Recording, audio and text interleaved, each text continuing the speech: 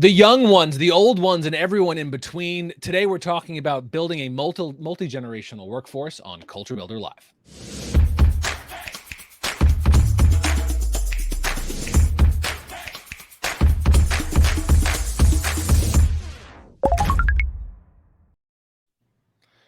Hey, I'm Chris Wink. I'm the rapidly aging CEO of Technically, a news organization with a community of technologists and entrepreneurs. Today, we are talking about building, growing, and the benefits of a multi-generational workforce. To do that, I'm joined by Gemma Barbarise-Kelley, the COO of Life Brand, a social media auditing company. Gemma, thanks for being here.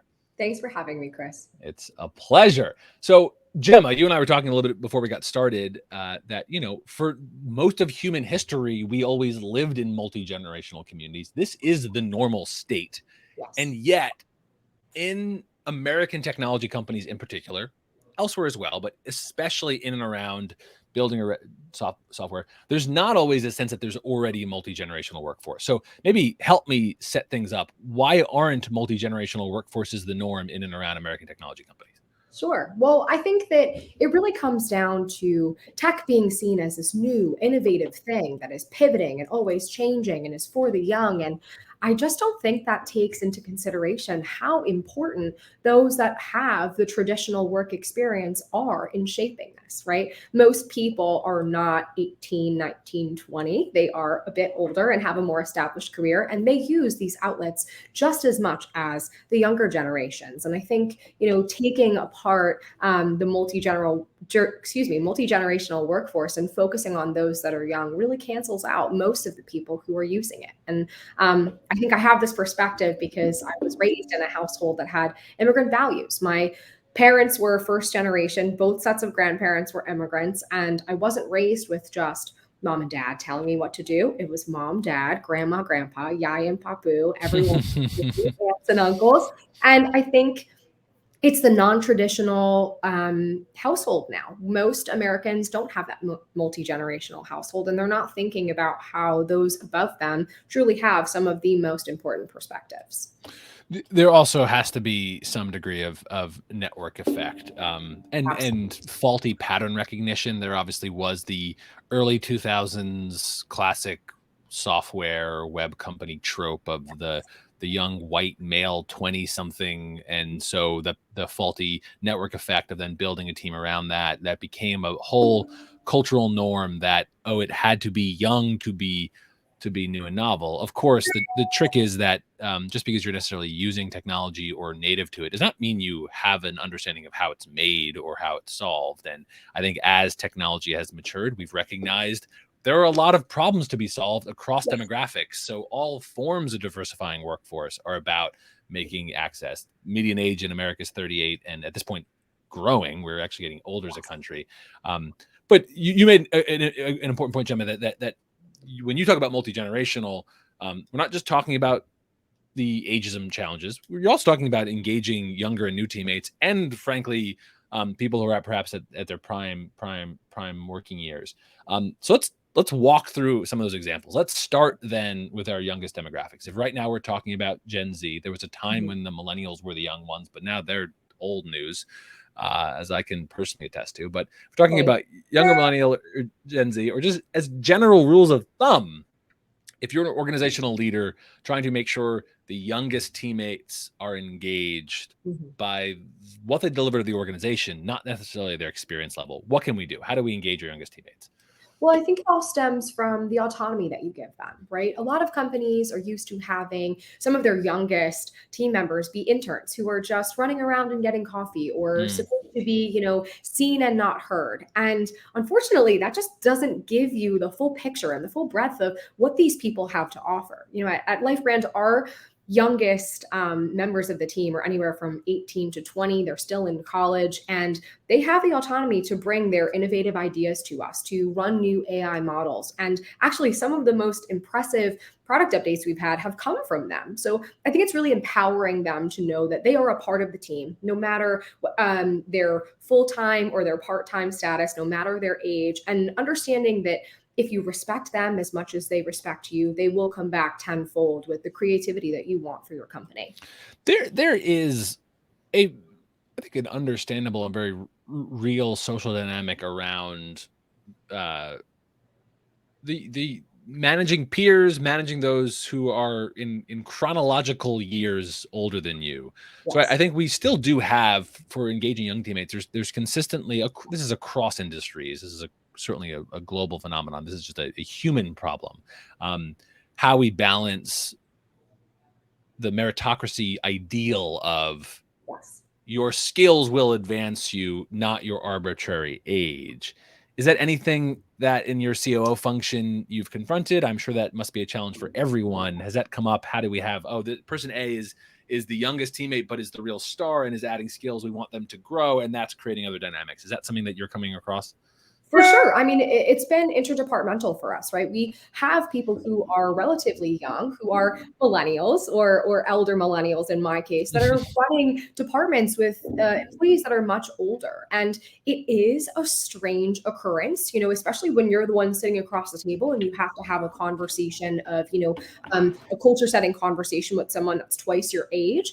But I think it's mainly about building respect and building a rapport between you and either the person that reports to you or somebody that you report to, regardless of your age, making sure that they understand that you are human and vice versa, and that you are a team and you're not just giving them feedback or managing them in a way that is arbitrary or just to do it for the sake of doing it. You really have to make sure that you guys have the same goal in mind, that is the ultimate success of the company. And I think that's how we've overcome those challenges, right? Because it's not just operations, my position included. It's our marketing team, it's our sales team. There are so many young people running these departments that need to own their mistakes and own the fact that they may or may not have the best feedback all the time, but they're doing it with the best intention of the company at heart. I hear inside of that the idea of humility. Mhm. As a rule, regardless of age, the evolution of a team lead teammate dynamic we want in high performing workplaces is not that team lead has all the answers. We obviously don't want that dynamic. We technically have done lots of reporting around how we want to be able to cultivate individual contributors who can stay in an IC role for their entirety of their career if they don't want to manage people. We want you to be able to excel. We need that, particularly in technical roles, folks who want to stay there. So that is a culture change that I think as a society we are working on. How you can stay in an IC role and it's not lesser, it's just of different quality.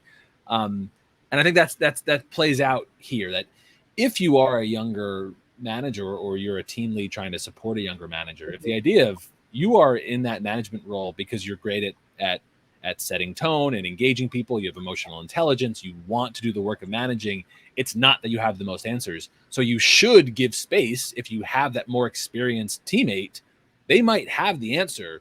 You're not in the job of manager because you have all the answers. And Exactly. that we lose some of that. Yeah, say a bit about that. That's where some young teammates might need support. Sure. It's your job to help find those answers. It's not your job to have those answers, right? You have a team to help you build out those answers. I'll use our tech team as an example, just to give you, where most of our youngest team members are. They're on the tech team. They're developing these models that are helping us create the most robust product possible. But it's not that they are doing the most work or that they are, expected to execute all of the grunt work that most of the executives don't want to do. It's that the executives are saying, hey, you might have ideas that we could never think of based off of our experience level. Whatever you bring to the table, let's solve this together. It's my job to make sure I find this answer because we need it for whatever project we're working on, but I need you guys to help me get there, or we can do this all as a team. And I think it's really important that managers are leaning into the other skills that are a part of their team, right? Like we focus on diversity, equity, and inclusion. We focus on an eclectic group of people. I'm saying, we as the royal we, but why would we focus on that if we're not truly going to use the talent that comes with it? So I think that's not only for the younger members of the team, you're valued and you should always be bringing your voice to the table, but it's also for the managers that we have these hiring initiatives on purpose. We really should be taking full advantage. Well said. So let's then turn, because in truth, given the trope of tech teams mentioned earlier, tech is more frequently criticized for having an ageism problem Absolutely. that there's we've technically frequently reported on Mhm. older teammates who feel like just by the metaphorical or literal gray hair popping up, they feel they're no longer taken seriously for roles. I have a few of those. Yeah. Well, so then we know. So this is personal. So Gemma, let's now move on the other side of the spectrum. How can companies do a better job of attracting and retaining older employees, making sure they feeling engaged and we're getting the most out of those teammates as well? Sure. I think it's all about respect and truly getting to know those that are in front of you, right? You're not going to attract and retain older employees if you're not making it feel like you care about their work experience, care about where they've come from, and truly value what they can bring to the table. Like you said, the trope of the young white engineer that is, building a tech company exists, and it exists because we haven't done a good enough job of breaking through that mold and making sure that everyone feels welcome to the table. As a woman in STEM, it really is hard to be one of the only females in the room most of the time talking about this kind of thing. So I can empathize with those that are older than me who have also felt pushed out of the tech world. Now, it's important, like I said, to get to know these people, make them feel valued, but also offer cultural initiatives inside the company that speak to all age levels and all cultural backgrounds so that everyone gets to know one another and feel like they're not just another statistic to check off an age box, a culture box, a gender box, etc. As long as everyone truly feels like a human being and like they're valued at the company, there's no reason why they shouldn't stay. Yeah, you touched on earlier the diversity of diversity, the importance of diversity, equity, and inclusion. We technically frequently and importantly acknowledge that much of the focus on diversifying workforce is around Black and brown entrepreneurs for a very good and important reason, is they're heavily and disproportionately discounted. But there's a yes and to the idea of diversity insofar that, particularly in technology roles, or tech teams generally, when at its core, technology is a basket of tools that are solving problems.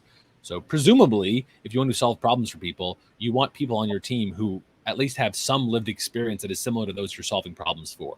So Absolutely. There's a very obvious business case for diversity in its broadest sense, that if you're growing a company, hey, we're trying to solve problems for lots of people, so we need lots of different lived experiences. So we want people across those experiences, and one of them is age, and one of them is that we need employees. Yeah, please say more.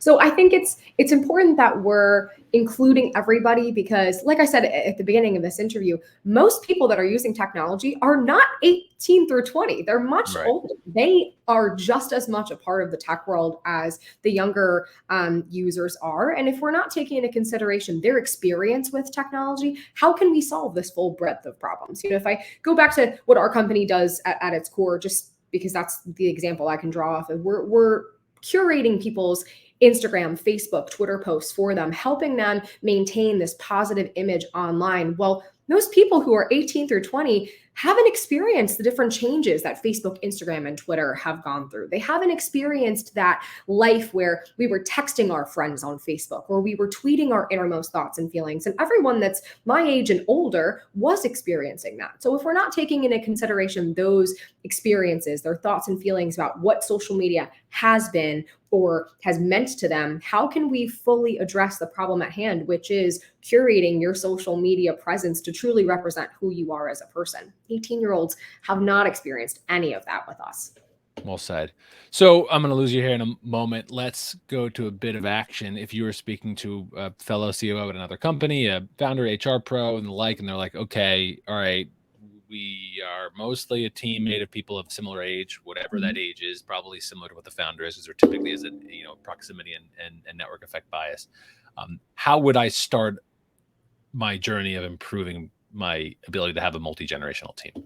Sure. Well, communication externally is important, showing that everyone is welcome. But I think the crux of the issue is truly getting to know the applicants or the job pool, right? We're looking at these resumes or looking at these people's pictures and taking first impressions as, the end all be all. And it kind of sounds like opposite day when I say, we shouldn't be taking first impressions into account because that's what I do all day for my company. But when you're sitting across the table from somebody or when you're on a Zoom with somebody, truly asking the questions that get to know who they are, what their experience has been, what their viewpoints are on the most important issues to your company, if you're asking those really formative questions, you'll get formative answers. You're going to understand what value they bring and whether or not they can give interesting feedback for the direction of your company. I think we rely so much on what we see because of the age of social media that we're forgetting that the person on the other side of the screen or the other end of the conversation truly is human and has a lot to bring to the table. Gemma Barbarise-Kelley, I'm going to leave it there. CEO of Life Brand, a social media auditing company. Gemma, thanks for being here. Thank you, Chris, so much. Indeed. Same to you. That was this week's Culture Builder Live. As always, I suspect right here, if you're watching this after the fact, there is a basket of Culture Builder interviews you can go dive into. As always, we'll drop links, and you should be consuming all of Technically's rich covering on building better companies for our community of technologists and entrepreneurs. We'll see you next week. See you, everybody. Bye.